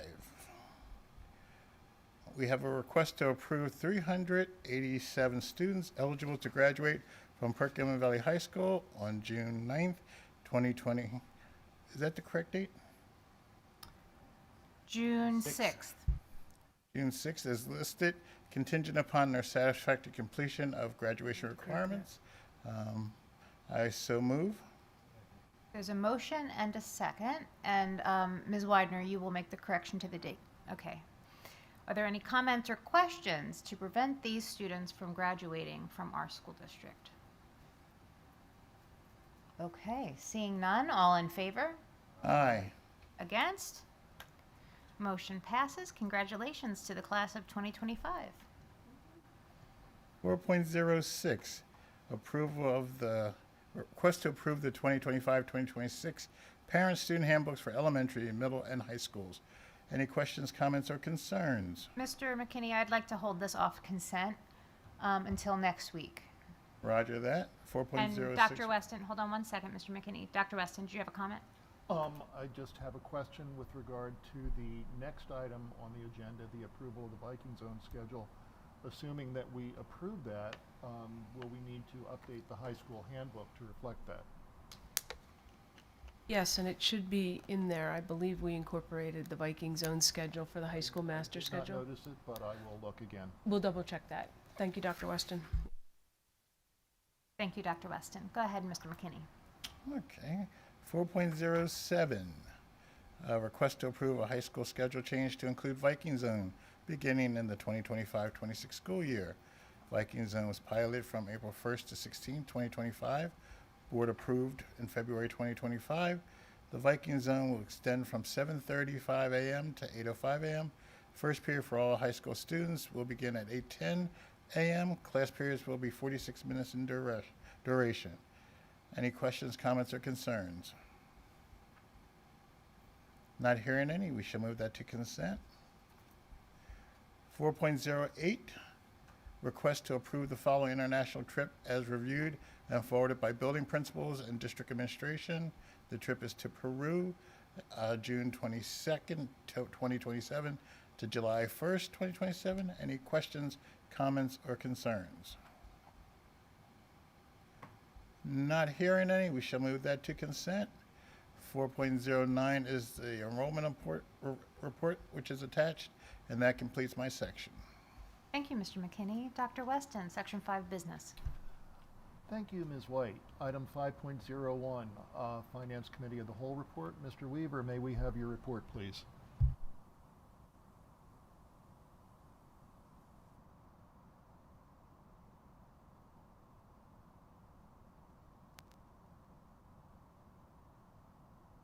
Good evening, everybody. So we will move quickly forward through the Finance Committee of the Whole. It's all business tonight, so it's all good stuff.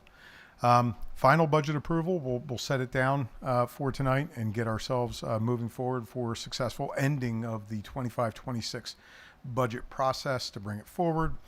We'll have the final projection for 24-25. We'll talk about tax rates and what that means. Homestead, farmstead, which again comes from the state, and we just simply do a calculation to show it, and a recommendation for the food service meal prices. Moving forward for the projection tonight, the final look at the projection on how we're doing for 24-25. We made some slight changes. Again, it reflects a little bit more of the interest earnings that we had talked about because the interest rates that we are gaining were held by the Fed standing their ground, so to speak. So we got the benefit of that, and that's exactly what we talked about last month. So that was a positive. That showed a little bit of a positive influence for us, which brings us to tonight's expenditures as presented will be $137,182,875. When you look at what our unassigned fund balance will be then as we project through this will be 6.01%. So again, that is a positive show from the business office. That sets us up for what changed from the May presentation. We have one adjustment for additional $15,000 on the revenue side of things. That brings us to total projected revenues of $133,055,027. It's a 1.5% increase. And again, as we talked about from the beginning, when we set up our revenues back in November, we showed everything we had at that point in time. There's been very little adjustment on this. There's been no large growth from earned income tax. There's been no large growth from any other areas, interest earnings. We went right out there with very aggressive rates based upon the trend, and we felt that that was appropriate considering the budgetary year. There are local and state. One other item I want to mention is that we did receive homestead farmstead monies, property tax reduction from the state that's certified in the beginning of the May. We did get about $400,000 more from that property tax relief. However, remember, it's revenue neutral for the district. So the property tax reduction line item, 7340, that jumped from $2,927,000 to $3,335,000. That's about $408,000. However, I had to go back into the local side on the current real estate, and then I deducted that $408,000 because that's actually money. It's flowing in from the state. We recognize the state revenue, but we reduce our local revenues because we're paying that out in the form of a tax refund via reduction in the assessment of the home. Okay? That's it for revenues. Again, pretty solid since we've embarked on this journey. For expenditures, we had some slight adjustments on this side. One in particular that I'll highlight that brings us to the $137,182,875, and that is the removal of the half of art that was just discussed by Mr. Moran. All in salaries and benefits and insurance. This particular individual had insurance that then goes away, so that's why that number is a little bit higher, and we took full advantage of that, and that is a net of the PSERS and the FICA revenue side of things as well. There's a quick sheet that we've been keeping track of, all of those things that we looked at and all of the changes that we've made throughout this entire process. Again, one other chart that we put in here real quick because it was discussed briefly from a board level perspective is what is fixed, what is variable as we go through that process. This is not a surprise to anybody in this particular room. The vast majority of every dollar that we spend is fixed in some way, shape, or form, whether it's by contract or agreement or mandatory spending requirements. You name it, we've got it. We've got to put lights on in our building. We've got to heat the buildings. We've got to be able to air condition our buildings. All of those things, those are fixed. Some of the variable costs that we talked about, that quote unquote low hanging fruit that in the future we'll really start to hone in on, but that's what makes Perkiomen Valley special. From that comes our supplies, our books, our initiatives come from those areas and that variable funding. We know that. So we'll bring that forward. We continue to monitor that. And that's just helps to set us up for future success, understanding where it is that we could go in the future. We recommended, and it was approved, to use $300,000 in unassigned fund balance. Again, I'm not going to spend a lot of time on that. We went through that. Interactive, that brings us down to a shortfall of $3,004,463. And that generates a 3.7% tax increase as proposed and move forward. And that would be the recommendation to move forward for the school board to discuss. We can discuss it tonight. We have to have final approval next Monday.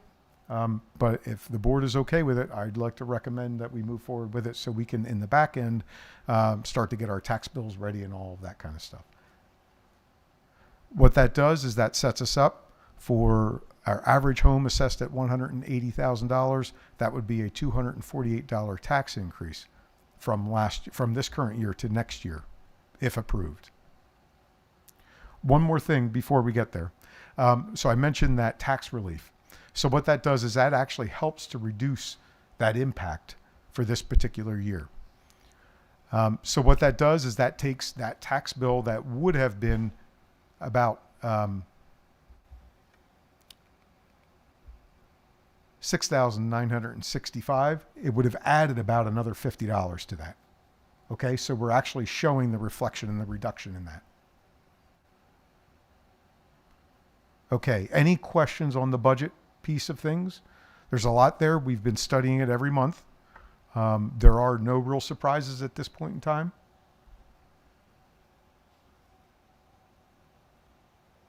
Okay, seeing none, thank you. I'd like to move forward with that on June 9th. Moving on to food service prices. We are recommending a 10-cent increase in our type A lunches. High school would go from $3.35 to $3.45. Middle school would go from $3.30 to $3.40, and elementary from $3 to $3.10. This is expected to generate about $20,000 to help offset the estimated cost that we have from May presentation of about $75,000. There is no recommendation to increase type A breakfast prices because they are free at this point in time still moving forward. So we feel we don't feel the need to adjust those prices at this point in time. Keep in mind, Kelsey Gartner, who is our food service director, is also looking at increasing prices for a la carte items to help offset that shortfall. That doesn't necessarily need school board approval, but the prices certainly do. We'd like approval on that so we can, over the summertime, we can get all the necessary advertising out and make sure that our families understand and know that the food service prices are going up for type A lunches. Any questions on that? Okay, thank you. That's all I have for tonight. Very good. Thank you, Mr. Weaver. Items 5.02, 3, 4, and 5 were all covered in Mr. Weaver's Finance Committee of the Whole report. Are there any questions, concerns, or discussion around any of these items?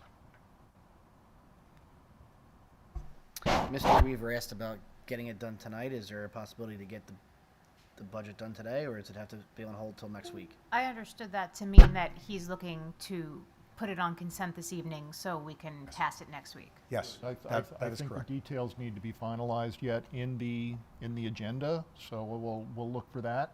And Thank you. with no questions or concerns, we will put these on consent for next week. Thank you both, and all of your whole team. Thank you very much for all the work you've done this year.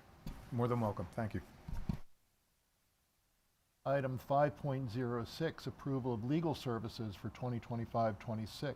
The request to renew Fox Rothschild as district solicitor to include special education, student services, and all legal matters related to district operations. Any questions or concerns with regard to this agenda item? Seeing none, we can put that on consent. Item 5.07, approval of school dentist for 2025-26. Any questions or concerns with regard to this agenda item?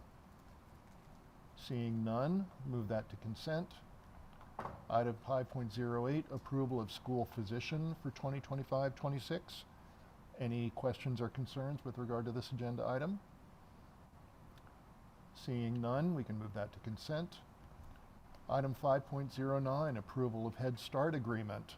Any questions or concerns with regard to this agenda item? Seeing none, move this to consent.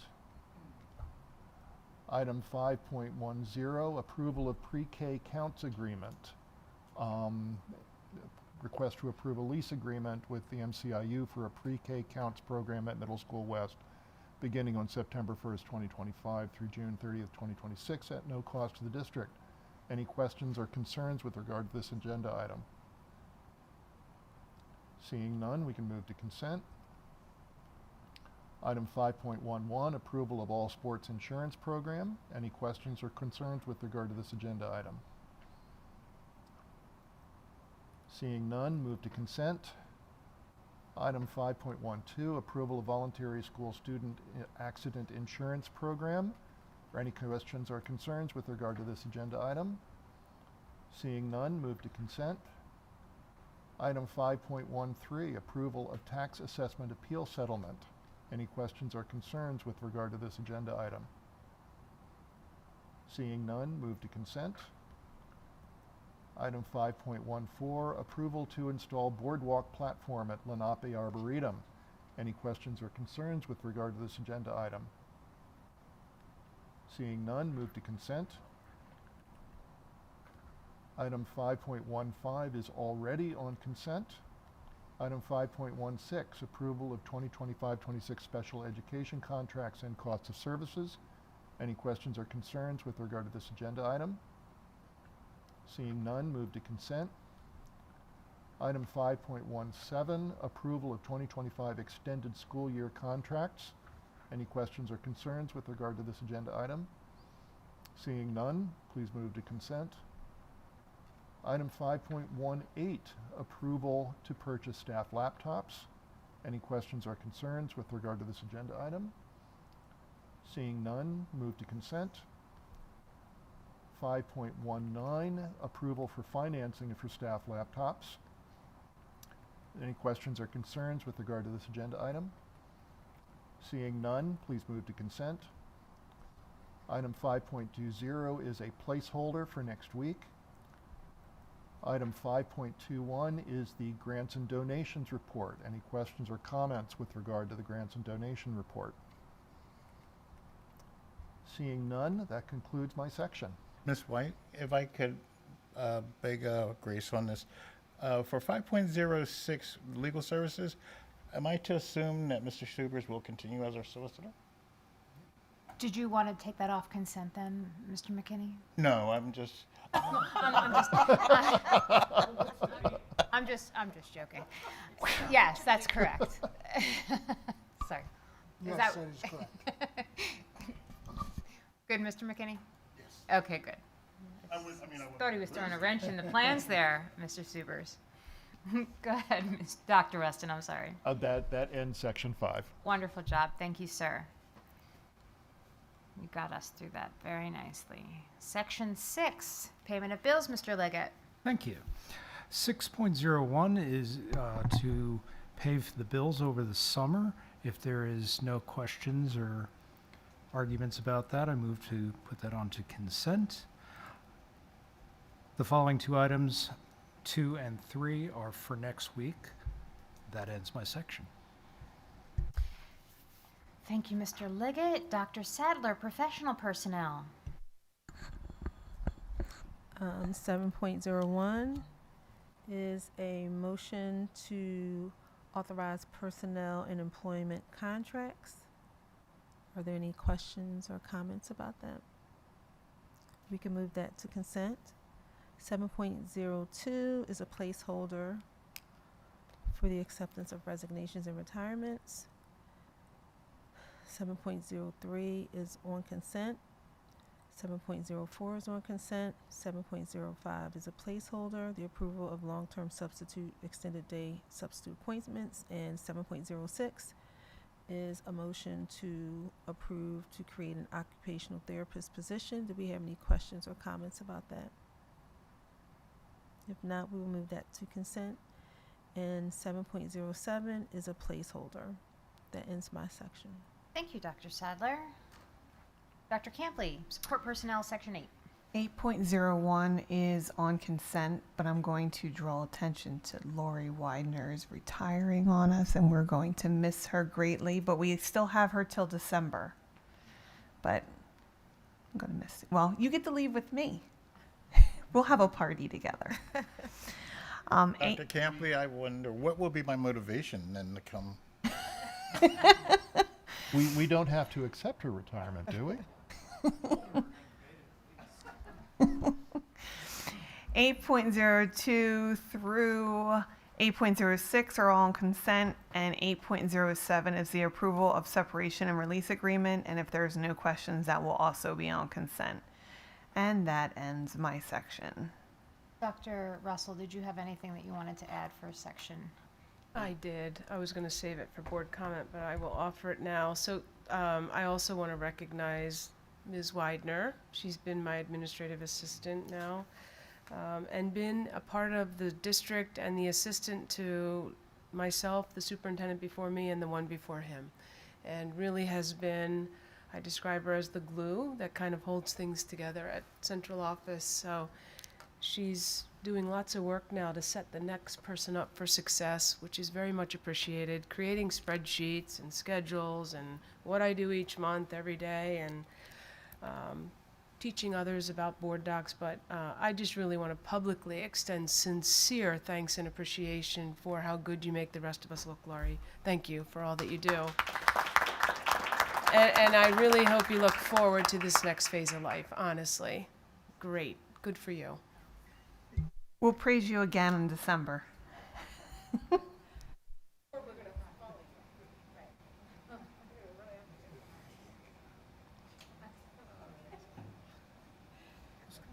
And that ends your section, Dr. Campley. Thank you so much. Mr. Keenan, governance. A 9.01 first reading on policies. Any questions? 9.02 approval to hold a second reading and adopt policies. Do that next week. Can we put that on consent? And 9.03, we'll put on consent, I guess, is an agreement for alternative education placement. And that ends my section. Mr. Keenan, thank you so much. That brings us to section 10, closing items. There is no one here from the public to make a comment, so we will move on to 10.02, comments from board members. I open the table.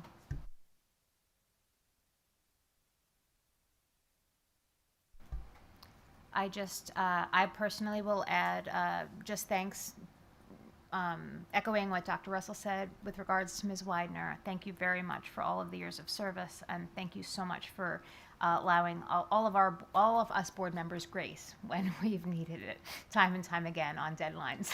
So we very much appreciate that. To the finance team, thank you very much for the diligence and all of the hard work that you've put in to get us to a budget. Thank you very, very much. And with that, I don't have anything else. Does anyone have anything else for the good of the group? Okay, seeing none. 10.03, notice of video disclaimer. 10.04 is adjournment. We did have an executive session to discuss School safety and personnel. safety and personnel. Wonderful. Thank you so much. And with that, I will see you next week. Oh, congratulations to the seniors. We'll see you on